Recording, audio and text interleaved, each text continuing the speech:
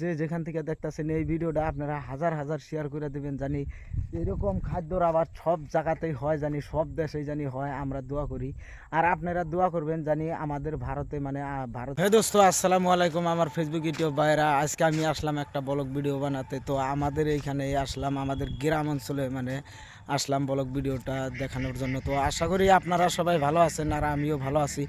আর আপনাদের জন্য ভিডিওটা আমি বানাতেছি, আপনারা ভিডিওটা দেখেন পুরো ভিডিওটা, আর আমার চ্যানেলটা আপনারা সাবস্ক্রাইব করে দিয়েন। আর আশা করি আজকের ব্লগটা জানিয়ে আপনাদেরকে ভালোভাবে দেখাতে পারি, আপনারা দেখতে থাকেন। যে দেখেন, আমি অনেক দিন আগে একটা ভিডিও দিয়েছিলাম, মানে এইখানে আসাল আমাদের মানে ক্রিকেট খেলার ফিল্ড, মানে আমরা সব একসঙ্গে এক ছেলেপেলেরা মানে এখানে ক্রিকেট খেলছি। আর আজকে দেখেন এখানে দু মাস আগে মানে ধান গাড়ছিল এইখানে, মানে দেখেন এত সুন্দর ধান হয়েছে আমাদের এখানে, কি বলবো ভাই, ধান মানে দেখার মতো হয়েছে। দেখেন এই যে 2 মাসের মধ্যে কীরকম হয়েছে ধান খেত দেখেন। আর এটা হলো আমাদের এইখানে কাললই, মানে কাললই পার হয়ে মানে এটা পদ্মার বিড়া এরিয়া পরে, পদ্মার বিড়ার মাঝামাঝি দেখেন কি সুন্দর ধানের অবস্থা হয়েছে আমাদের এখানে। এত ভাল লাগছে ধান কাটটা, কি কমু ভাই। দেখেন আমাদের এখানে সবে মানে এবার ধানের আবাদ করছে। আর আল্লাহ এত ধান দিছে, এত সুন্দর দিছে ধান। দেখেন ধান কাটাই না, কিন্তু তার আগে 2 মাস হয়েছে ধান এখনও বাইর হয় নাই। আর মোটামুটি 15-20 দিন গেলে ধানগুলা বাইর হবো, মানে এটার থেকে ফসলগুলা বাইর হবো, ফলগুলা। তো দেখেন কি রকম ধান গাড়ছে বাইরে ভাই আমাদের।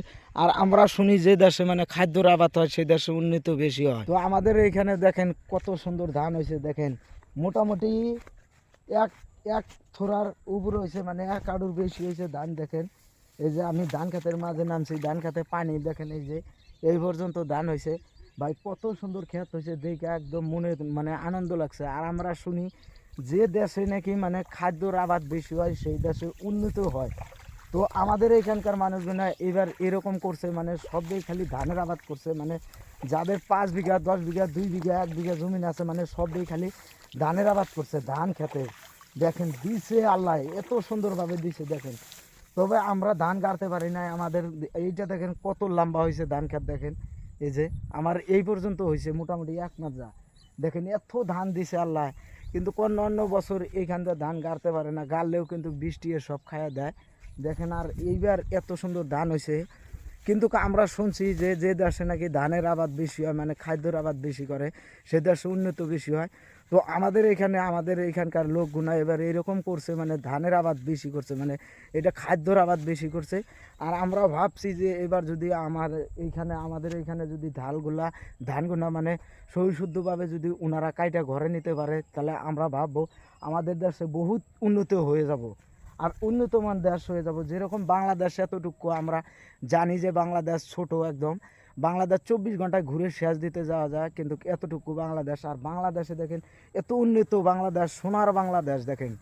তো আমাদের এইখানেও বলছি আমরা ভারতে, আমাদের ভারতও সোনার ভারত। দেখেন এত সুন্দর সোনার ভারত হয়ে গেছে এবার। দেখেন কি বলবো ভাই, আচরিত, এত ভালো লাগে দেখা, মানে মনে একটা আনন্দ আয়া যায় যে সবই ধান গাড়ছে। মানে আমার ক্ষেত না থাকলে কী হবো, কিন্তু আমার চাচারা দাদারা মানে অনেক লোকে মানে ধান খেতের আবাদ করছে, খাদ্যর আবাদ।